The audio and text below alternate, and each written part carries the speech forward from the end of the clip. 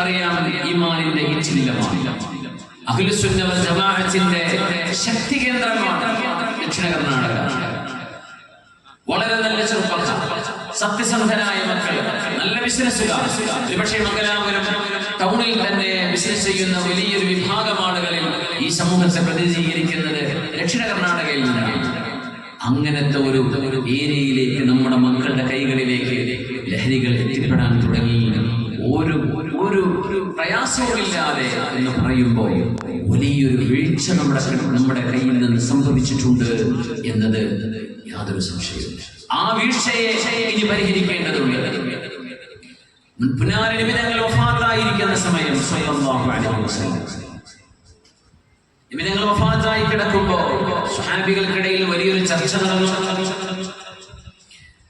അബ്ദുല്ലാഹി ഇബ്നു ഉമർ റളിയല്ലാഹു അൻഹു ആണ് പറയുന്നത്, എന്റെ പ്രിയപ്പെട്ട പിതാവും അബൂബക്കർ സിദ്ദീഖ് റളിയല്ലാഹു അൻഹുവും സ്വഹാബികളിൽ പ്രമാണിമാരായ കുറച്ച് ആളുകളും ജലസൂ ബഅദ വഫാത്തിൻ നബി സ്വല്ലല്ലാഹു അലൈഹി വസല്ലം, ലോകത്തിന്റെ ഗുരു മുഹമ്മദ് മുസ്തഫ സ്വല്ലല്ലാഹു അലൈഹി വസല്ലം തങ്ങളെന്ന ലോകത്തിന്റെ സയ്യിദ്, ലോകത്തിന്റെ ഖായിദ് നഷ്ടപ്പെട്ടതിന്റെ ശേഷം ആ ദുഃഖഭാരം മറക്കാൻ കഴിയാതെ, ആ ദുഃഖം താങ്ങാനാവാതെ, ഹബീബിന്റെ സാന്നിധ്യം ഉൾക്കൊള്ളാൻ കഴിയാതെ സ്വഹാബിമാർ പരിങ്ങലിച്ചെന്നു പോയ നേരത്തെ സ്വഹാബിമാർ ചെയ്ത ഒരു ചർച്ചയെ കുറിച്ച് നിങ്ങൾ ആലോചിച്ചു നോക്കൂ.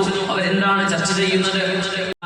നമ്മൾ ഉപേക്ഷിച്ചു പോയ വഴി, ആ വഴി ഇരുട്ടുള്ള വഴിയാണെങ്കിൽ, രാത്രിയാണെങ്കിൽ പോലും ആ വഴിക്ക് പകലിന്റെ പ്രഭയുണ്ട്. അത്രമേൽ വ്യക്തതയോടുകൂടെ കാര്യങ്ങൾ ബോധിപ്പിച്ചതിന് ശേഷമാണ് പുന്നാരനബി ലോകത്തോട് വിട പറയുന്നത്. പിന്നെ എന്തിനാണ് സ്വഹാബിമാർ അക്ബറുൽ ഖബായിറെ കുറിച്ച് ചർച്ച ചെയ്യുന്നത്? അഅ്ലമുൽ ഖബായിർ, വൻപാപങ്ങളിൽ വെച്ച് ഏറ്റവും വലിയ വൻപാപം ഏതായിരിക്കും? ഹബീബായ നബി തങ്ങൾ യാത്ര കഴിഞ്ഞു പോയല്ലോ, ഇനി ഉമ്മത്ത് നശിക്കാൻ കാരണമാവുന്ന ഗൗരവമേറിയ അക്ബറുൽ ഖബായിർ അല്ല, അഅ്ലമുൽ ഖബായിർ, വൻപാപങ്ങളിൽ ഗൗരവമേറിയത് ഏതായിരിക്കും എന്ന ചർച്ചയായിരുന്നു ഉമർ റളിയല്ലാഹു അൻഹുവിന്റെയും സിദ്ദീഖ് റളിയല്ലാഹു അൻഹുവിന്റെയും പ്രസീഡിയസിൽ മഹാന്മാരായ രണ്ട് സ്വഹാബിമാർ നേതൃത്വം കൊടുക്കുമ്പോൾ സ്വഹാബികൾ നടത്തുന്ന ബ്രെയിൻ സ്റ്റോമിംഗ്. എന്താണ് ഈ സമൂഹം ഇനി ഭയപ്പെടേണ്ടത്? ലോകത്തിന്റെ ഗുരു നമ്മളോട് വിട പറഞ്ഞു പോയി, പുണ്യനിമിതങ്ങൾ നമ്മളോടൊപ്പമില്ല.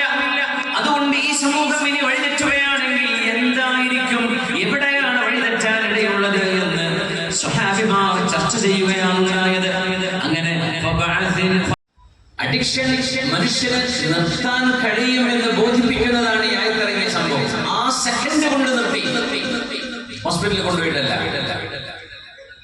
ഡി അഡിക്ഷൻ സെന്ററിൽ പോയിട്ടുമല്ല. പിന്നെയോ മനുഷ്യന്റെ കൽബിനോട് ഖുർആൻ സംസാരിച്ചു, ഹൃദയങ്ങൾ അതിനെ ഏറ്റെടുത്തു. അതുകൊണ്ടാണ് കൽബ് കൊണ്ട് പടച്ചവന്റെ ദർശനത്തെ ഏറ്റെടുക്കാൻ കഴിയുന്നവരോടെ